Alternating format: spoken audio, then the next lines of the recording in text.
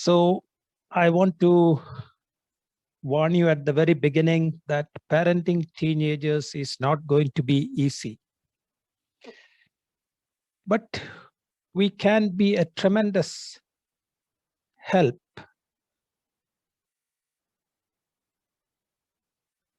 to our kids. And that is definitely going to be a big service to them. So we should not bury our heads in the sand, pretending that all is fine. I think we must do a lot of homework to study and to learn what is available. So much is available today, unlike in the centuries before, on parenting skills. So I think it would be very good if we take the pains to study about it and to seek help from others who have gone before us so that we end up doing a good parenting job ourselves. Now, I just want to say that if you have any questions, please use the chat box to ask your question.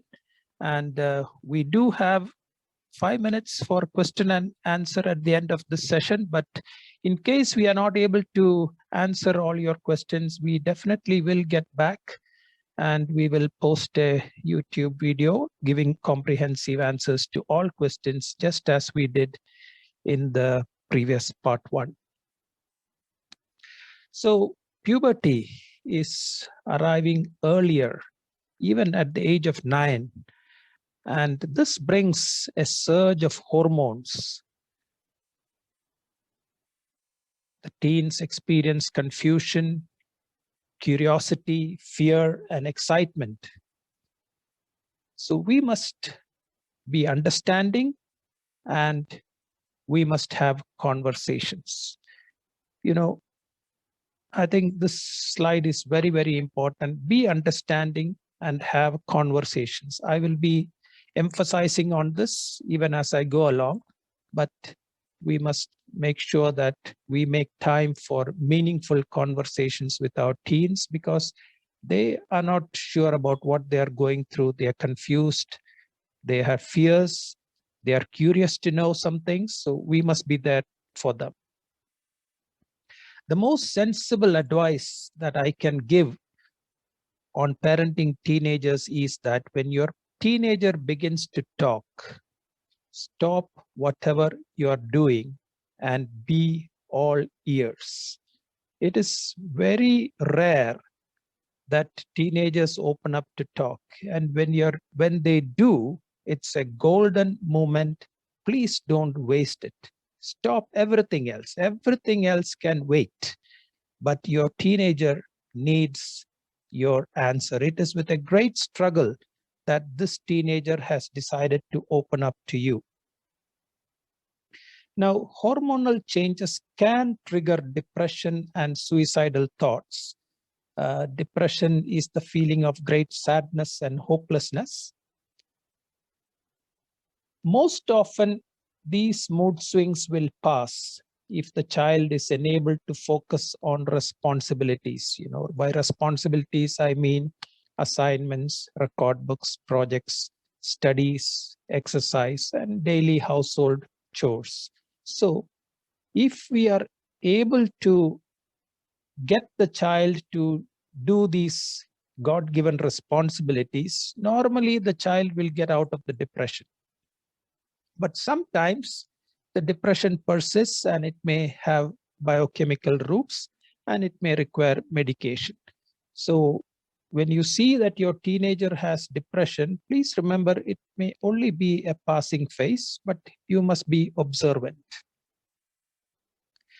Now, we live in an age where there is so much pressure of competitive examinations, and this preparation actually starts from the age of 14 and sometimes even before.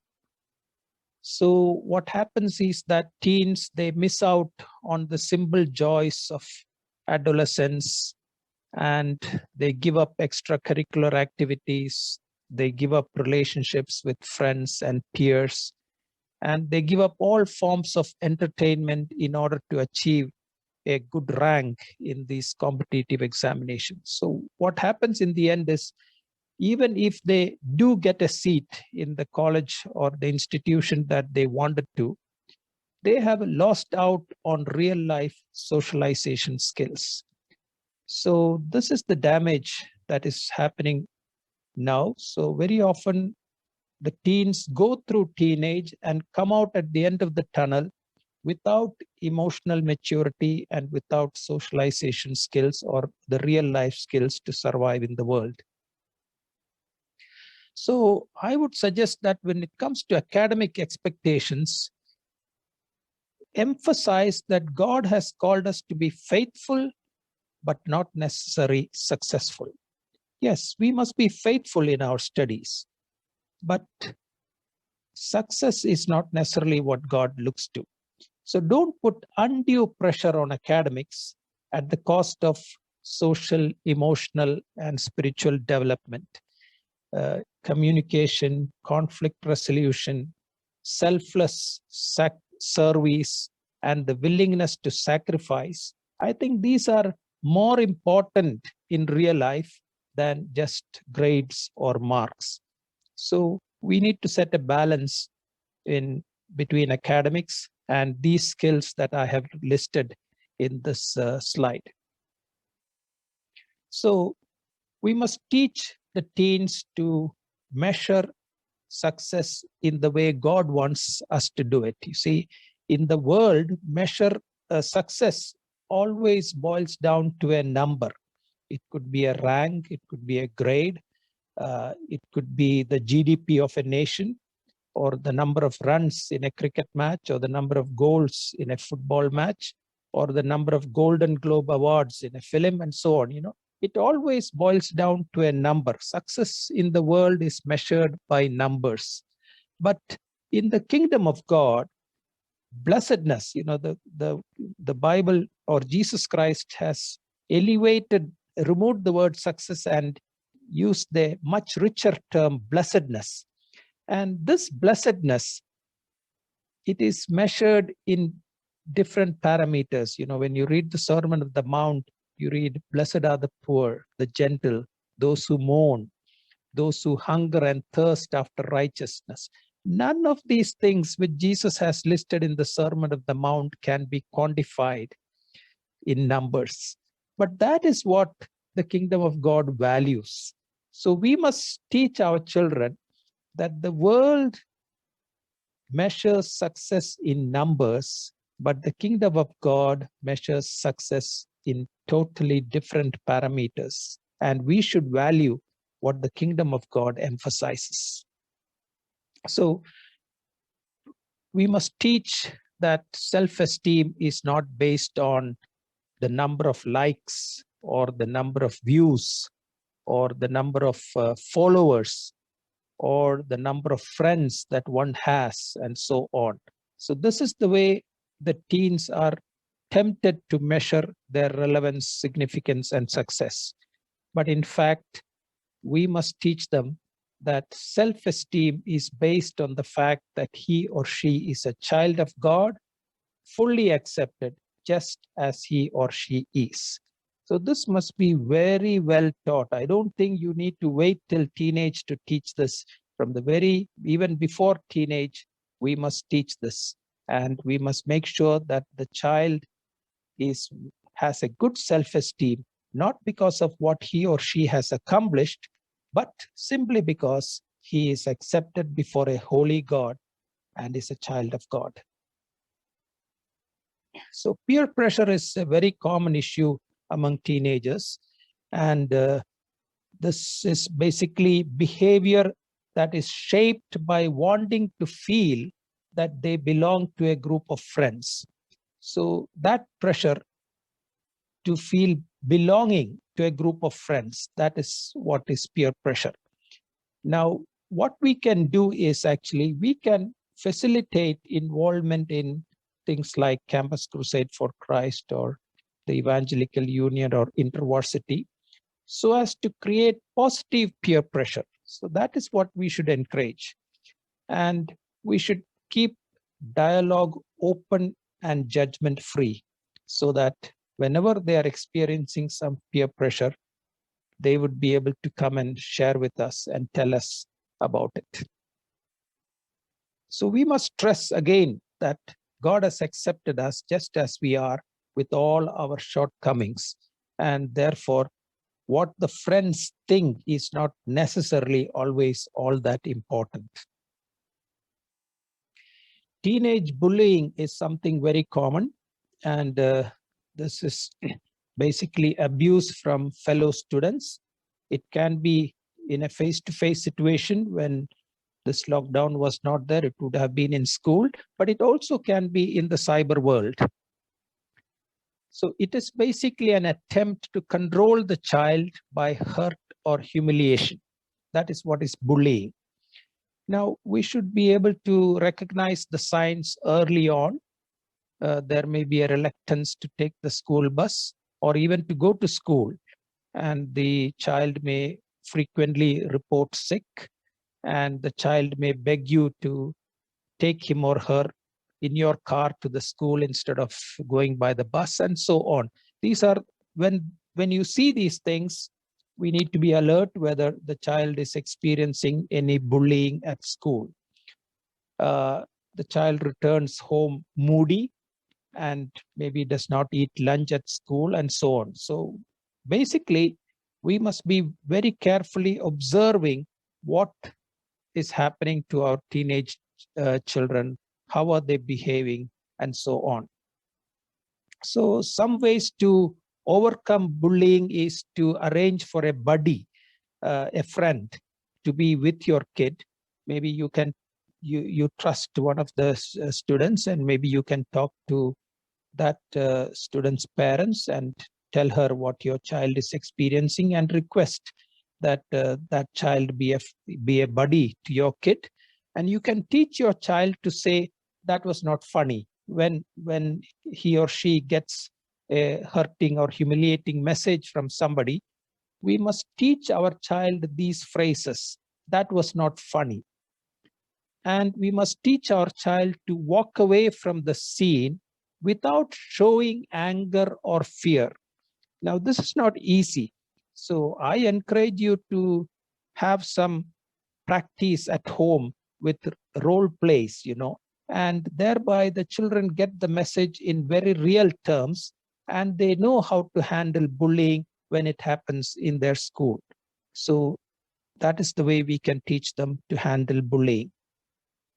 And of course, if the matter continues, finally you will have to report to the school authorities. But reporting the matter to the school authorities should not necessarily be the first attempt or the first resort that we make in handling bullying. We should equip our children to handle bullying themselves, because they are going to handle it even in the workplace and in the real world later on. So our teens must be trained to respect authority. They must be trained to think for themselves. If they have an opinion, they should be encouraged to say that opinion. And we should train them to make dinner, to pay the bills, to clean up. And we should train our teens to carry on mutually respectful, loving relationships. We should train them to drive a car when they are old enough, and to hold a job. I believe that if you have done the things that I have listed in this slide, you have done a good job in bringing up your teen. The teen must respect authority, think for themselves, be able to make dinner, pay bills, clean up, to be able to carry on mutually respectful, loving relationships, to drive a car, and to hold a job. This is a good job done by a parent. From a spiritual perspective, teens must be trained to acknowledge that the hand of God is in everything that happens in life. This we must teach early. When disappointments come, we should be able to teach them using those opportunities that every disappointment most likely is an appointment of God. So we thus enable them to face failures in life, and knowing that God does not waste our sorrows. We have to teach our teens to seek the kingdom of God first and his righteousness. So this opportunity for these things come, when probably there's an exam on Monday, and the teen asks you, can I skip church meeting today? And that's the time you say, no, church is important or God is important. So don't skip church, seek the kingdom of God and his righteousness first, and he will honor you. Things like that, we must teach them early on. And we must also teach them to be accountable to the family and to the church. So in the previous slide, I said what I would describe as good parenting done on a regular basis. And in this slide, I'm emphasizing on the spiritual aspects, which if a teen has been brought up well, these are the things that I would see in the child. So we must encourage children to be involved in healthy extracurricular activities, not for the sake of competition. Today, extracurricular activities, everything is primarily for competition, but that we must not encourage. We must encourage them to read good books and to discuss ideas. So your home must have a good set of books that they would enjoy reading. Not only reading, if they have read even a few pages, maybe you should take time to discuss what did you learn, what was new in that, did you agree with all that was said there, and ask some questions that would help them to process what they have learned. You can also have this game, which is I ask 5 questions, you ask 5 questions. So this way, you are able to ask, you can do this for each child on a different day, once a week or so. So what happens is that this gives you the opportunity to ask some questions that may not necessarily be very comfortable. You're having it on a one-to-one basis, and it gives the opportunity for the child to ask you some questions where maybe you are not very comfortable. Maybe the child may ask you, Mommy, why did you have a fight with Dad the other day? And I think you need to be able to give an answer. So allow them to ask tough questions, give honest answers. And if you don't know, say so. I don't know the answer of this question. Maybe I should do some research and get back to you. Or maybe I should ask somebody else and get back to you. So this is a good game, which I definitely recommend because it definitely encourages conversations, real meaningful conversations happening in the family. So have repeated discussions on topics like what is the basis of one's identity. So you can discuss about different groups of young people and how they get their identity from and what is our basis of identity. Decision making and the will of God is another very important subject which you should necessarily cover. Evolution and or creation is something that you should talk about because they are probably taught evolution in a big way in school and they don't have any place to open up. Okay, this is what I got taught at Sunday school and this is what they're teaching me at school. So what is the truth? I think they must find the opportunity at home to be able to open up about these subjects. Romance, relationships, and sexuality. This is another area. I will be touching on it a little later. How to identify and articulate feelings, because teenagers go through a lot of confused feelings. So if you search the internet, there is also something called that the feelings wheel, which sort of lists the various feelings and enables you to identify the feeling and articulate it. So sometimes, is this what you feel like? No. Okay, then is this what you feel like? Still no. Okay, then what do you feel like? Is this what you... So helping them to clarify what are they feeling? Are they feeling low? Are they feeling angry? Or are they feeling sad? So help them to identify their feeling and tell their feeling. So that's very important. Again, we should have discussions on guiding principles for fashion and music. And also, we have to have discussions on the reality of ongoing conflict with sin that can happen in a believer's life, because these are real issues that they are struggling with. So this is a list of discussions which I think you should have not just on one occasion, but on repeated occasions, so that it gets reinforced and the child feels the freedom to come and talk to you about these things. I think at the beginning of our session today, we had this verse in one of the slides, and you can go back to the Bible. It's a very foundational verse in the scripture, Deuteronomy 6:6. And when you read it, we understand that basically boundaries and bonding must go together. Correction is ineffective without authentic connection. So you must connect before you attempt to correct. I cannot overemphasize this. Resist the urge to fix things quickly. Now when you listen to this session, please don't go and suddenly change the rules at home.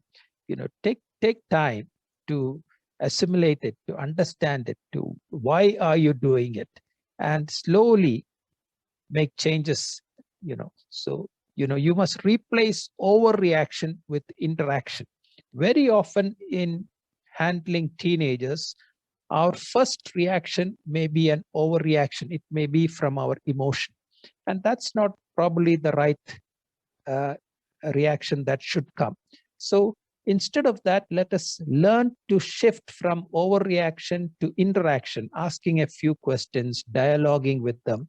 And by that time, you probably get an altogether different picture of what you initially thought you understood.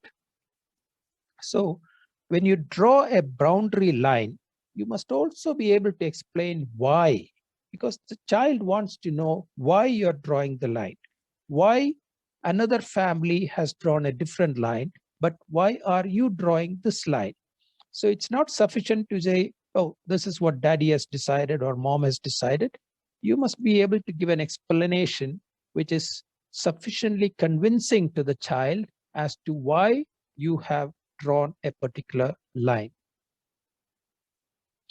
Now, delayed obedience is disobedience. So if you have taught your kids when they were younger to respond to your first call when they were toddlers, when they were of the age of 2 and 3, then they will continue to respect your authority during teenage. So, the foundations have to be laid very early, and then you get the benefit of that when your children are in the teenage. As they become adults, they may differ from you, but they must do so with respect and honor. You must allow them to differ from you. That is respect. And you must respect their space too. So it is important that you allow them to have their own view on certain issues, but they must hold it respectfully, and you must also respect their space. Do not major on minors. We have to choose our battles very, very carefully and wisely. If you do not do that, your family will always be like a war zone. So suppose your son wants to have a hairstyle that seems to be a little weird.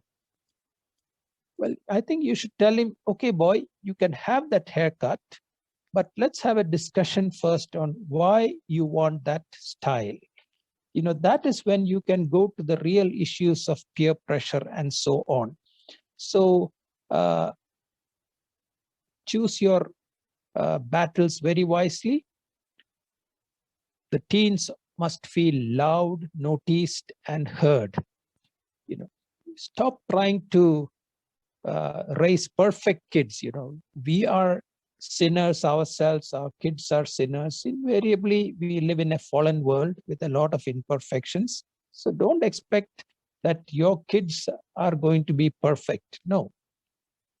So, it is not recommended that you try to do your parenting style by lecturing, reminding, warning them. That is needed, but very often that can be an ineffective way.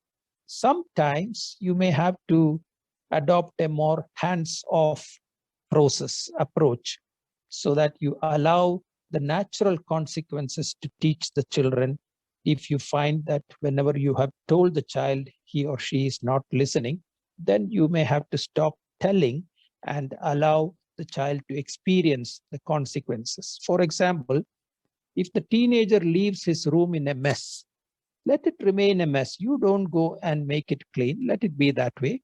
If he can't find his key, don't rush to help him. He must learn to keep his key in a particular place. So these are some things that we may have to allow our children to learn from the natural consequences that they have gone through. You must allow the teenagers to learn from suffering. Suppose they are going to miss the train because they did not pack their stuff early enough. Please allow that to happen, because that will be a lifelong lesson that they would learn. Suppose they say that the box is too heavy, and they say, "Mommy, this is too heavy." I think you should correct them gently and say, "Yes, darling, you are not strong enough to carry it." So let them own responsibility for the things that they cannot do, instead of blaming something else. So these are very subtle methods by which we can train up our children and bring them up. My home, when my daughters were teenagers and going to college, my home was the hangout place for project work and birthday parties. It does involve a lot of inconvenience, but we have to sacrifice that convenience. So let the teens bring their friends, irrespective of caste, creed, faith, or color,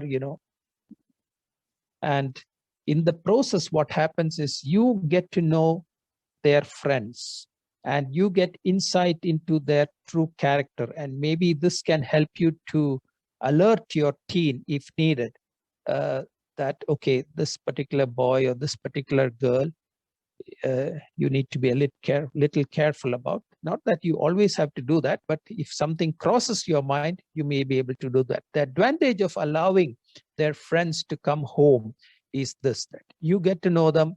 And we have yet another advantage is that maybe you will get the opportunity to share the gospel with them if they are not believers.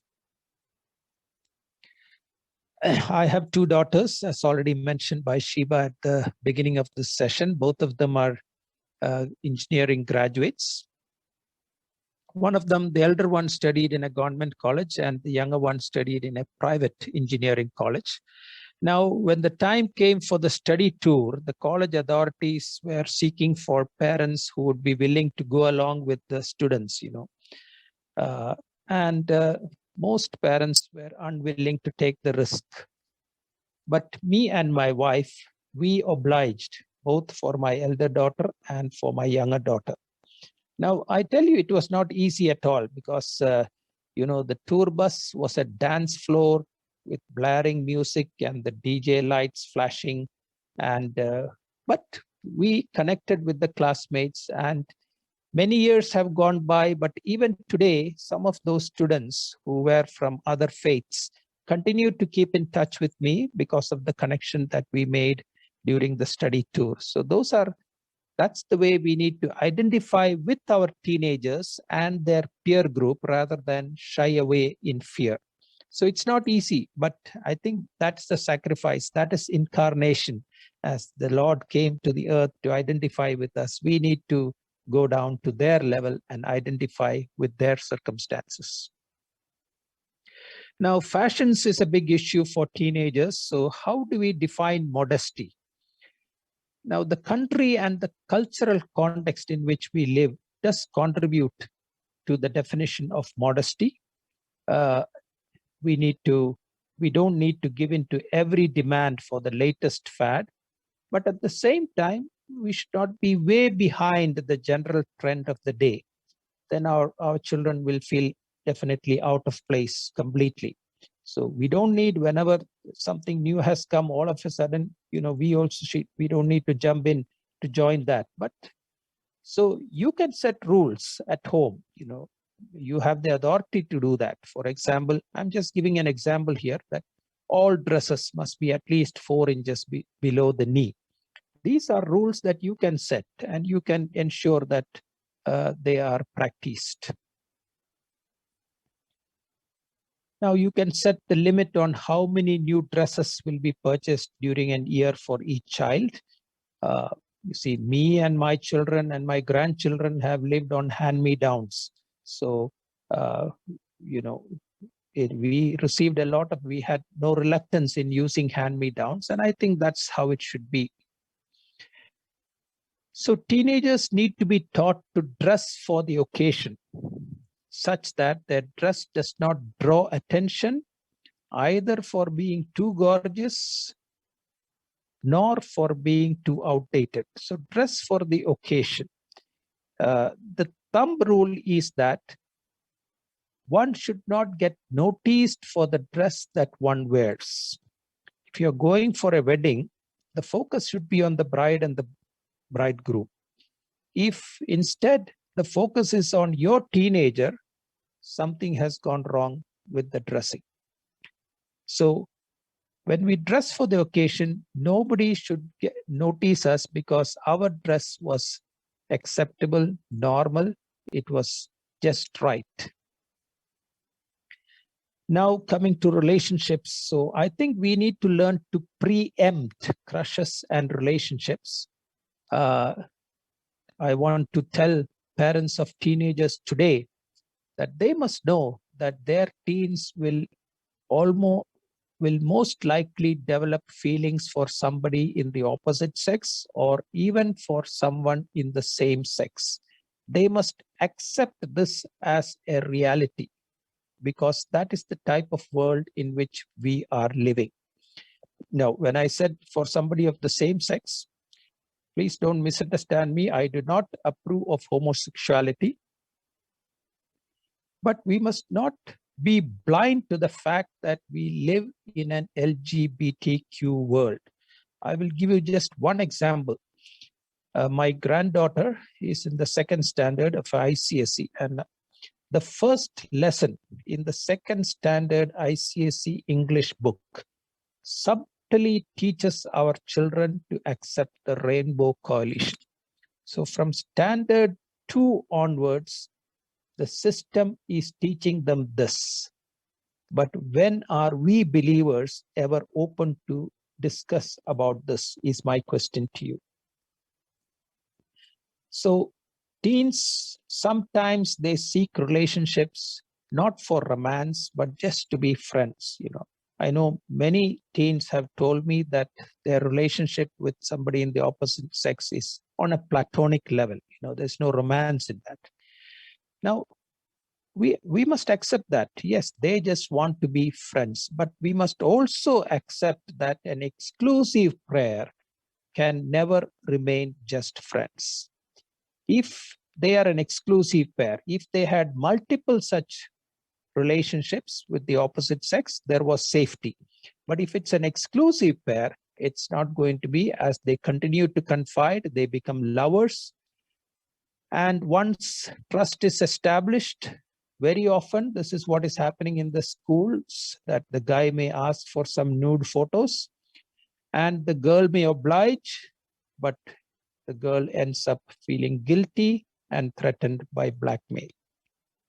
So we should talk about these things with our teenagers and let them know what is just friends, what are platonic relationships, when does romance coming, how do you differentiate between romance and friendship. So we're going out, safe hangout places and good gangs. My recommendation is that we must teach our teenage children to intentionally cultivate multiple equidistant godly friendships with the opposite sex. Every word in this sentence is important. It must be very intentional. It cannot just happen. It has to be cultivated. And it's not one-on-one basis, exclusive pairing up. It is multiple equidistant godly friendships with the opposite sex. And we must teach our children to differentiate between friendship and romance. Now, in friendship, the the two are interested in something outside of them. In romance, the two are interested in each other, and that's why they want to spend time with each other. In friendship, they have something outside of them. Maybe they have a common interest in shuttle badminton, and that is what brings them together, or they are doing a project together. That is what brings them together. So do not pair up into exclusive boy-girl couples is a direction that we should give to our children. Remain in unequal groups. So their gang should be a gang of, say, like 2 boys or 3 girls and so on. And never agree for a hangout if you don't have a trustworthy friend to stick with you. These are rules that you can lay down in your family and make it very clear that there is no ambiguity, that the lines have been very clearly drawn and frequently repeated so that your children know what are the ground rules. And even for romance, you can make the rules known in advance, because you must anticipate that your teenage son or daughter will end up in romance at some time, and they must be prepared. So the rule number 1 is be open for romance only when you and those responsible for you are ready to officiate your marriage within the next 6 months. You can make this rule very clear. Number 2, if somebody proposed to your teenage son or daughter,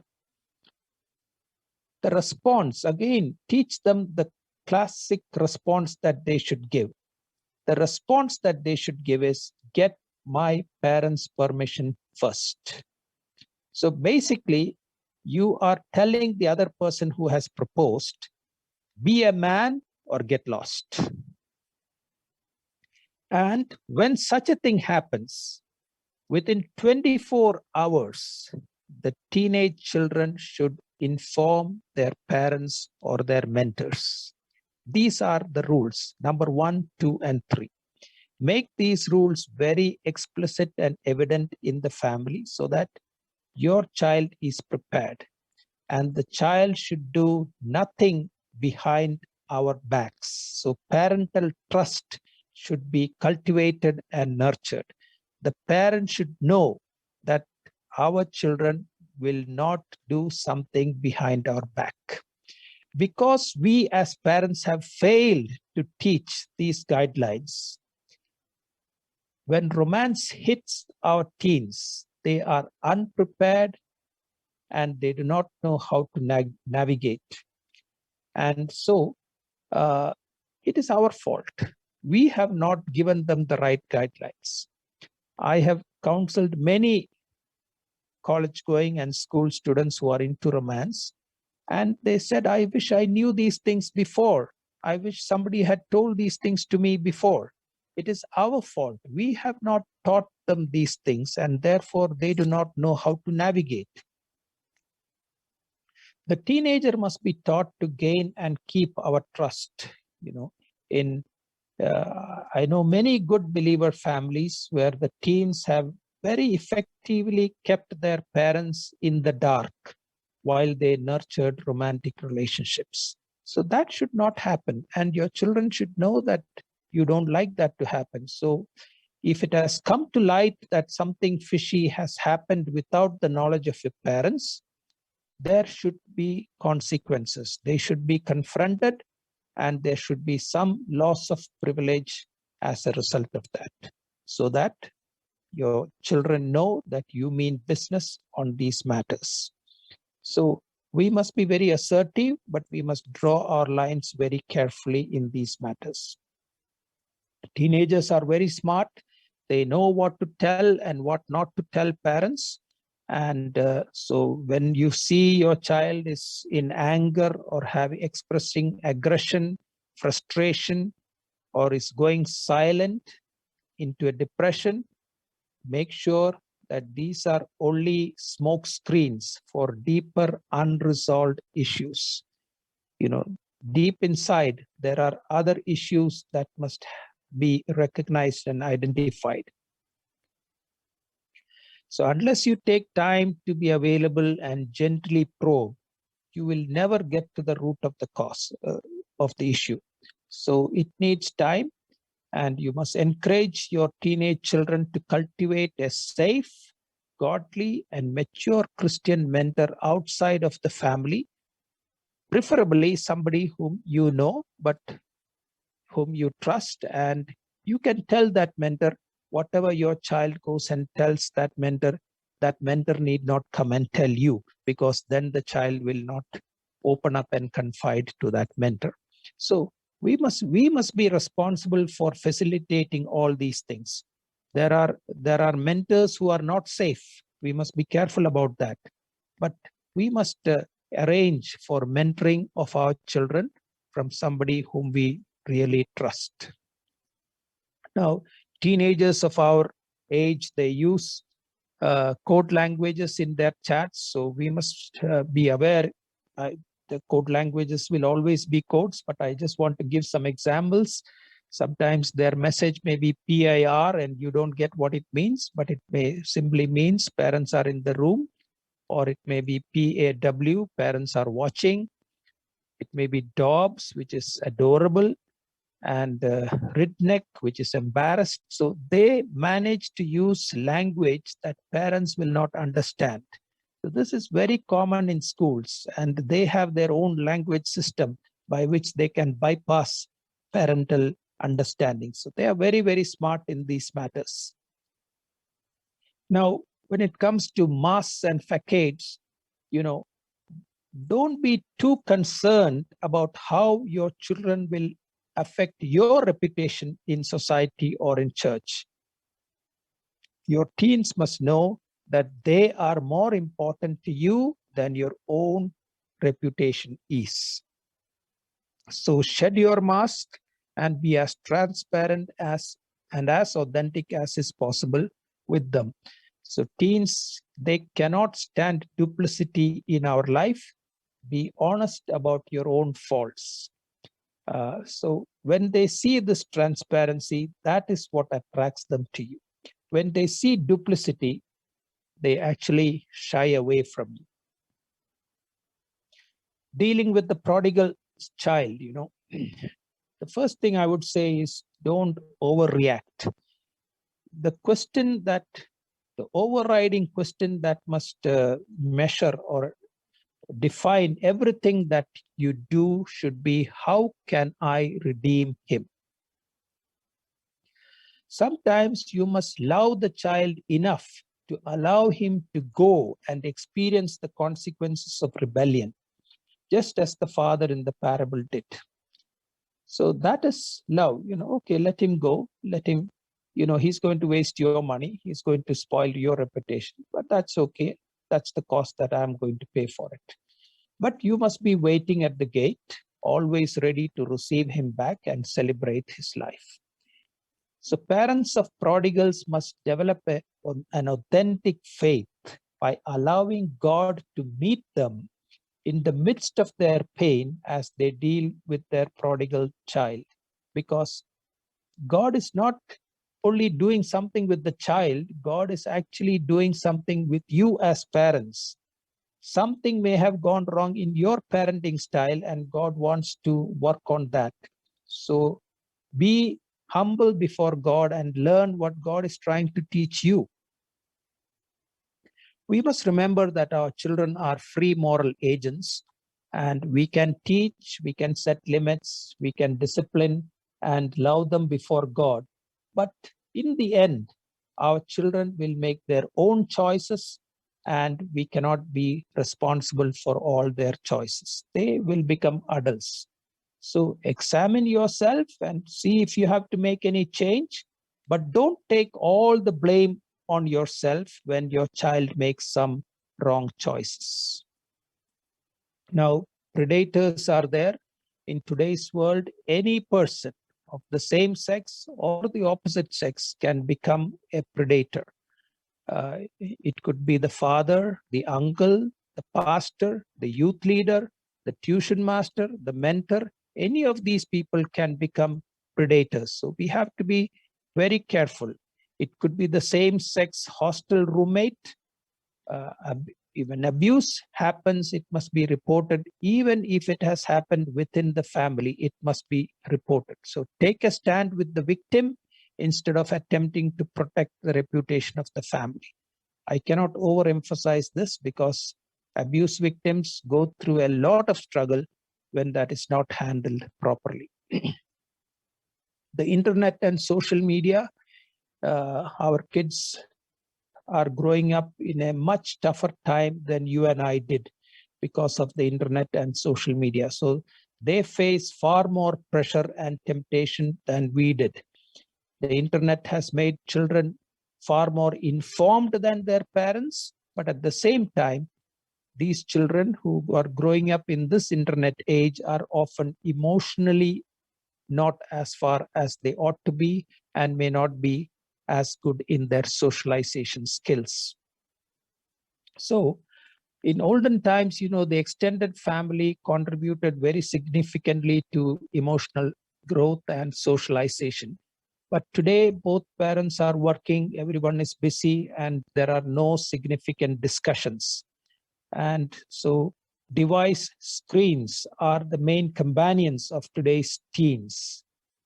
So I encourage you to incorporate in your daily routine a no screen, only face-to-face talk times in your daily routine. There must be designated time spots wherein you also abstain from taking your phone or looking at the TV or the computer screen. And that is exclusively for face-to-face talk time.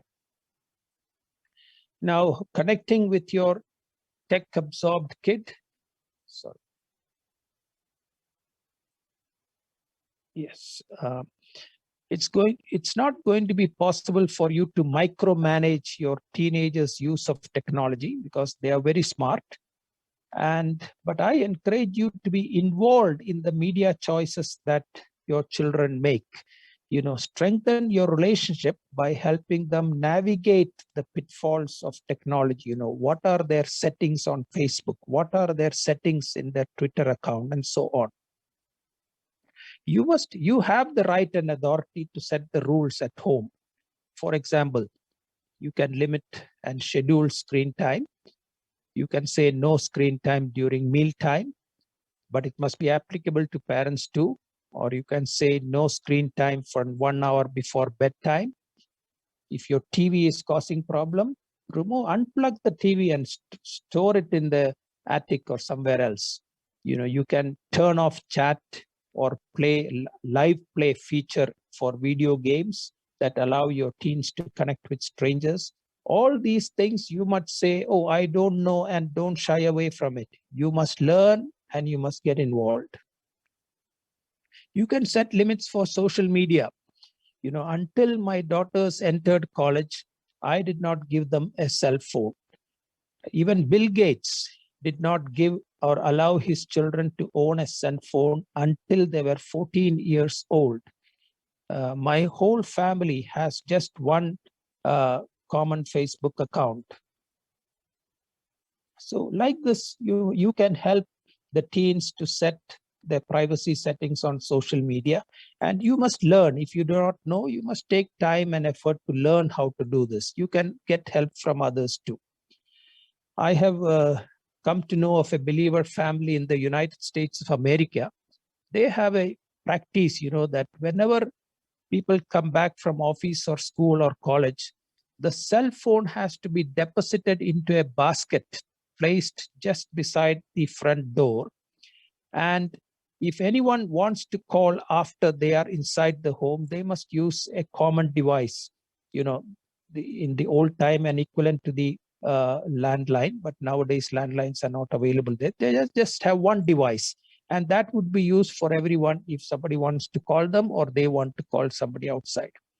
So I asked this family, wasn't this difficult? They said yes. The teens also said it was very uncomfortable. But today, when they have grown up, they are actually grateful to their parents for those rules. Until my children became teenagers, we actually had no newspaper, no TV, no landline, no car, no internet, no cell phone, no computer. I'm not saying that this will be possible today. It was possible for me.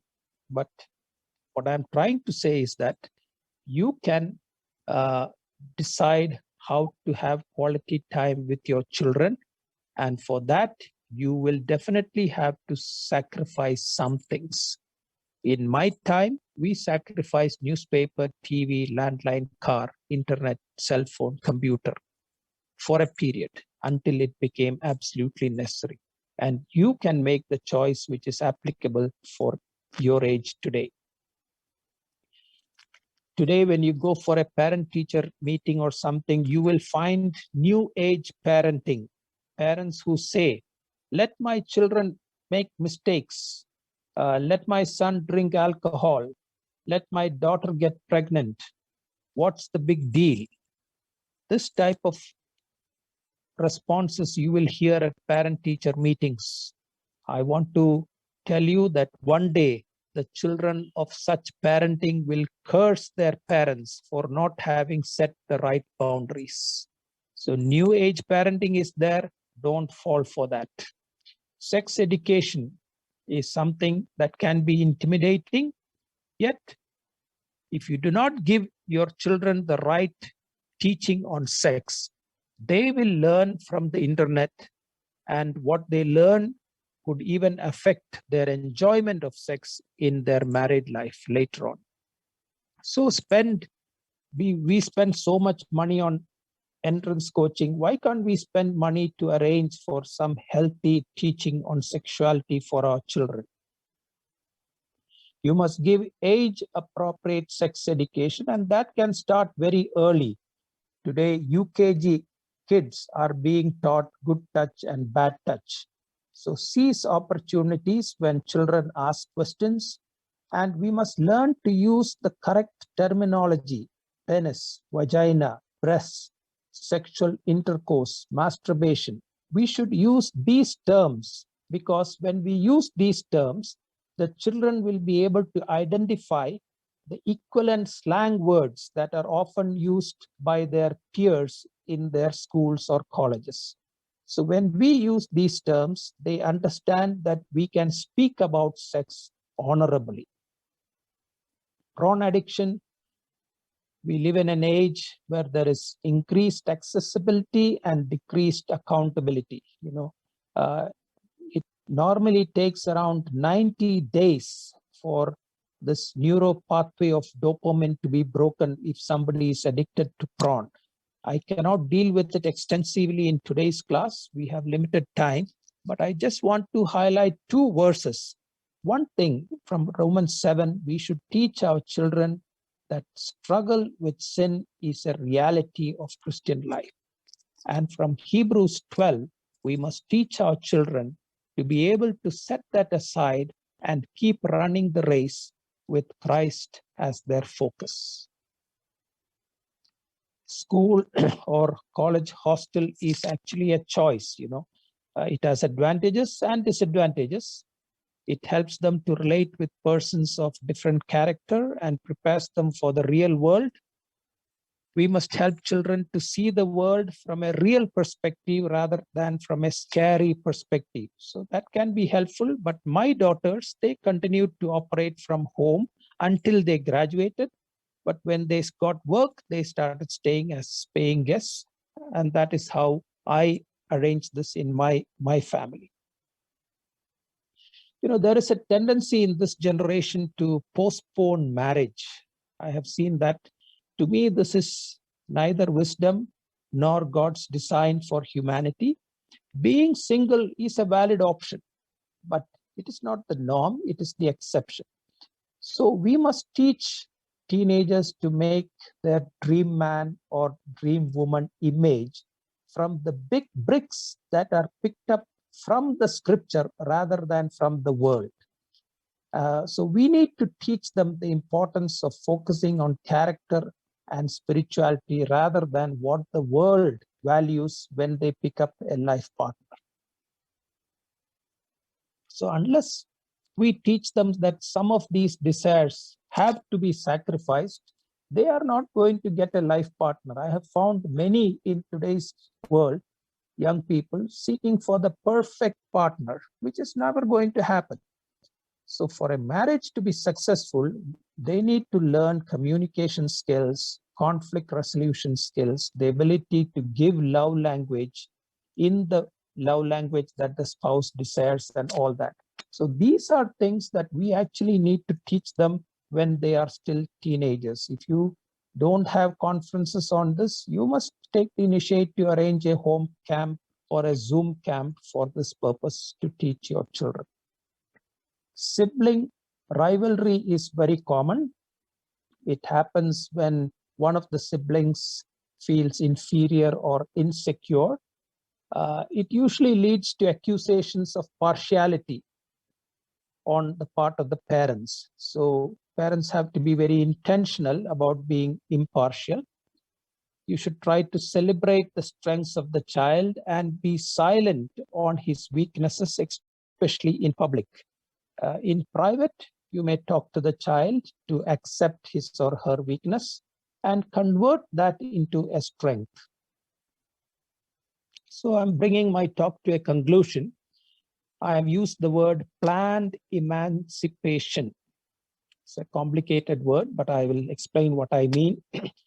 We must prepare our teens for adulthood by carefully and progressively withdrawing control over key areas of their life. Genesis 2:24 clearly teaches us that a man must leave his father and mother and cleave to his wife. This needs to be taught to our children early on. The teenagers must be coached to become independent, and they must be encouraged to work and to earn a living. They have to leave our family and go out. So what teens need the most is often the hardest for us to give, because letting go and giving them greater independence as they grow, that is what they want.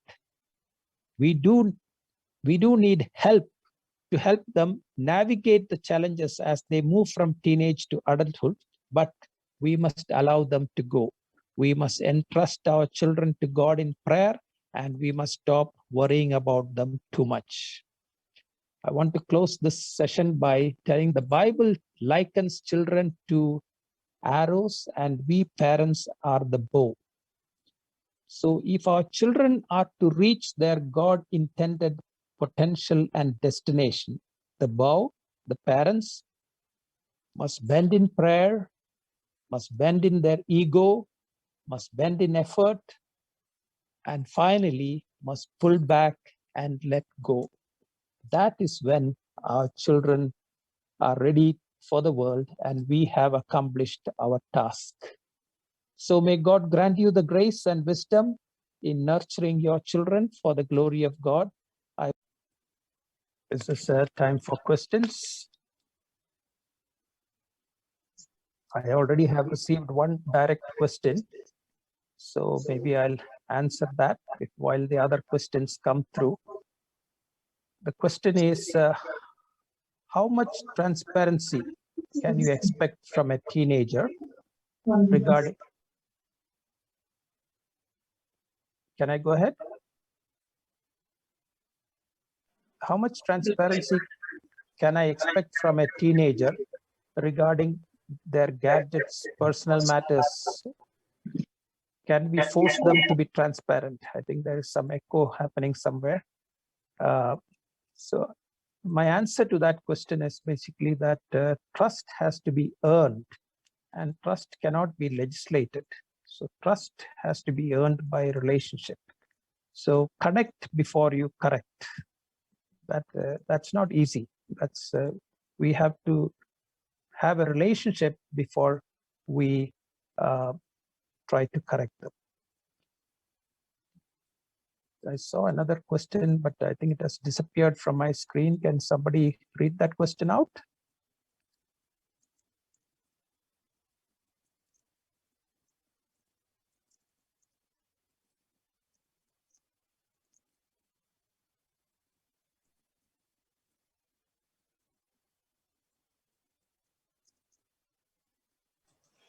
Uncle, How to convert a child's weakness to strength? Okay. Yeah. Sometimes, you have to, allow for example, sometimes a child may be poor in mathematics or something. So what I would do is that I'm poor in mathematics myself, but then what I would do is that when the child has come home from school and when the game time, refreshment time is over, I would sit with the child personally and insist on mathematics homework being done first. So even the questions that the school maths questions, I may not be able to help out. And if there is something like that, I will ask my daughter to go and clarify it with mom, who is much better in mathematics. But I will insist on is that I sit with the child to do mathematics first. So what happens over time is that this child becomes confident when she goes to the maths class because she understands her homework is all done. She is confident to meet the teacher. And over a period of time, that recovers. And my experience has been that this child started going for mathematics competitions and even winning prizes for that. So it is possible to, the attention that we give to that is one aspect. Specifically, if the weakness is mentioned, maybe I will be able to give some more specific tips.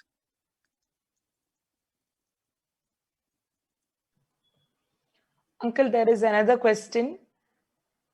How do you resist teens from continuing in relationship that we are sure they are not supposed to do? Yes, so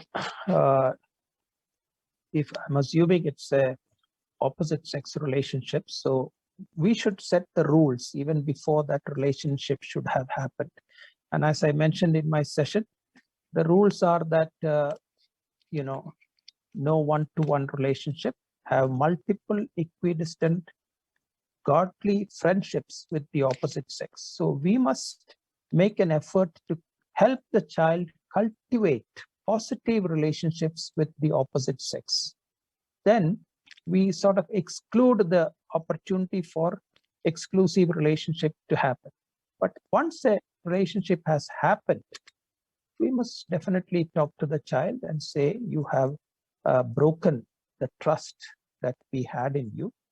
So we have to be gentle about this. That time may come when we may have to talk to the other partner's parents, and so on. So it's not going to be easy. It has to be a long drawn process. It's going to be very painful.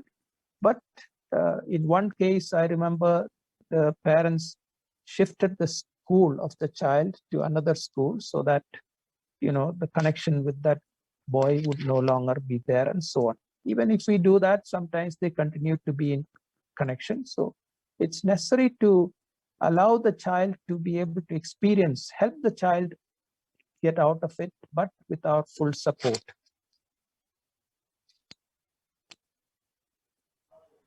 Uncle, another question. According to this generation, at which age should girls get married? And what is the Bible saying about it? And how to plan for marriage? Is it after having a good career? Yes.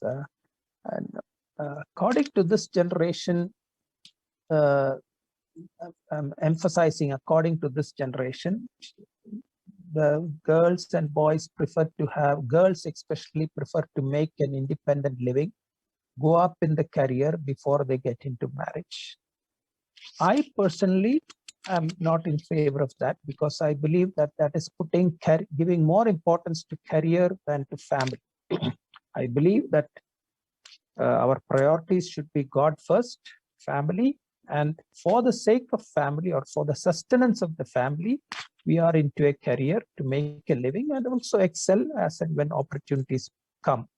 But career should not be our primary focus. So I definitely put going the family way more important than career.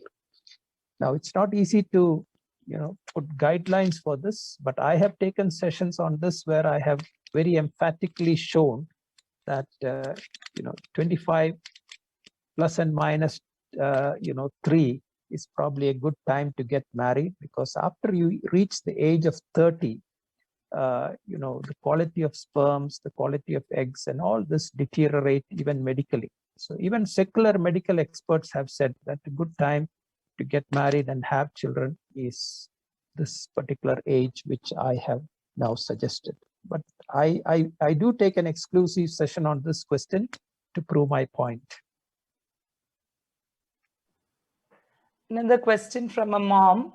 I'm doing God's ministry, leading many to Christ, but I'm not able to lead my children. No such spiritual mentor in my church. How can I lead? I think you have to be a little careful, because I don't know whether you have been overprotecting your children. Maybe you need to allow your children to associate more, go out more freely, and find their own friendships. And if you make them part of youth movements or evangelical union or such other things, they usually find friends and they find a mentor themselves. So I think the responsibility is to enable the children to connect with a larger group where you think it's a safe place for Christian growth, and there they may be able to find the mentor that they are looking for. Another question, how to make our teens emotionally strong? And related to that, there is another question which says, my daughter gets angry quickly and she also says sorry within 2 minutes. How can I develop her gentle character? She's 13 years old. Okay, so what was the first question? The first part of the question? Emotionally strong, right? Yeah. Yeah, so making children emotionally strong, I believe, is primarily by having extended, deep conversations with them. That is what enables. So there must be the expression of different emotions also. And so our conversations must not be merely at the intellectual level. We should go down to the feeling level. And we can ask our child, how did you feel about it? If something happened in the school or something, and did you continue to feel like that? So conversations is the key for emotional growth. The second aspect about anger, I think I mentioned it in part 1, that we must teach the child to express the anger, but to express it in the right way. The anger must focus on the issue. Why are you angry? And not on the person. So what made you angry? Why are you angry? And we must teach the child not to blow up and not to clamp up the anger within, but to express the anger by focusing on the issue and not on the person. So again, conversations are important. Okay, why are you angry? Is that really what caused your anger? Or was it because you were tired? And so on. So help the child to process the anger and why she behaved the way she did. That would help. There's another question. How do we help our children not get irritated when friends or family affectionately comment on them and their looks? Yes, I think again, that is something that would require processing, because I mentioned about bullying. I think we need to, when they make such comments, I think we need to teach our children sometimes to respond in such a way that they send the message to those family members that that comment was unwelcome and unwanted.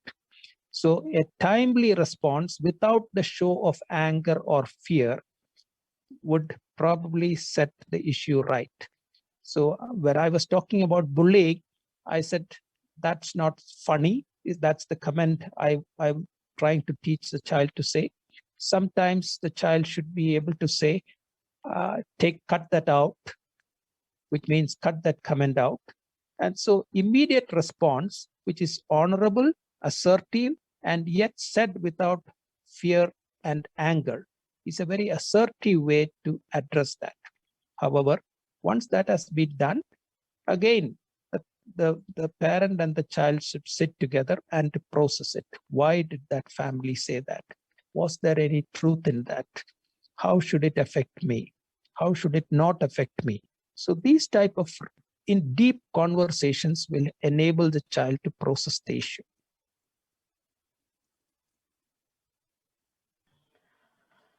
If my child is ignored by his friends because he's not cooperating in teen talks, then he becomes alone and he becomes discouraged. What should we do? I think this is a very common experience of believer children in schools and colleges today. Definitely, we cannot go in the conversations that they engage in very often. And so we become the loners. So it is possible for us sometimes to learn the art of redirecting the conversation. So we need to take control of the conversation and bring in a subject which could be a common interest to them also. Not necessarily of the Bible or something, but maybe a common subject, but which is honorable to talk about. So the art of intervening and taking the direction of the conversation that our friends are having to a different direction is definitely a skill, not easily learned, but I think we must teach our children to exercise that. At the same time, we must teach our child that yes, in this world, we are going to be loners. We are going to be different from, and we are going to be counterculture. So this experience is going to be a given experience for any disciple of Christ. But that should not prevent us from being in the world, but we should not be of the world. Uncle, a question. We had to give cell phones to our children during their early teens. Now they are very secretive about it. Is it good to demand transparency? Like, can parents ask them to show their phones whenever they want? Yes, that is a rule that you can decide, that you can say that no passwords, or if there are passwords, that password should be made available. So even when my daughters had their first email IDs, their passwords were known to me, and I could access their email accounts anytime when I wanted until a certain age. So it is possible for us parents to intervene in such manner. Another question.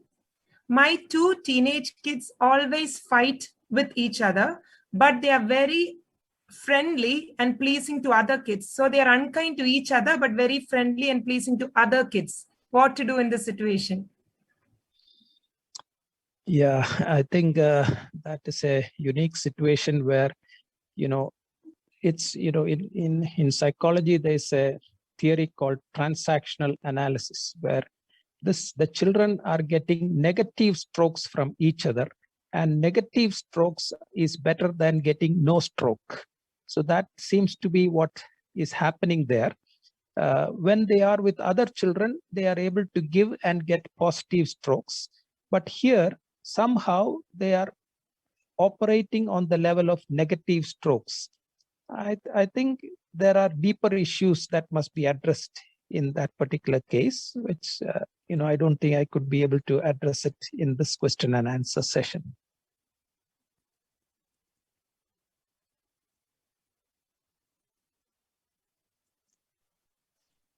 One more question, Uncle. I mean, there are actually many more questions, but probably this is going to be the last question. The remaining questions we will take them up in a subsequent video because we are getting a lot of questions. So this question is, after my son has gone to college, he is influenced a lot by liberal thoughts. He was very godly and theologically sound till recently. But after going to college, he has been influenced by liberal philosophy, and now even the Christian preachers that he listens to are liberal. What should I do as a parent? Well, if you are able to have discussions, it's good. But I think you may have to allow him to go his way and find his way in his thought. Maybe at a later point of time, he would come back. If you are able to have good discussions and respond to his genuine questions that are convincing to him, that's fine. But otherwise, respect his stance and be able to carry on good conversations without making your relationship negative, because he is an adult now, he is growing up, and he has the freedom to make his own choices. We should respect that.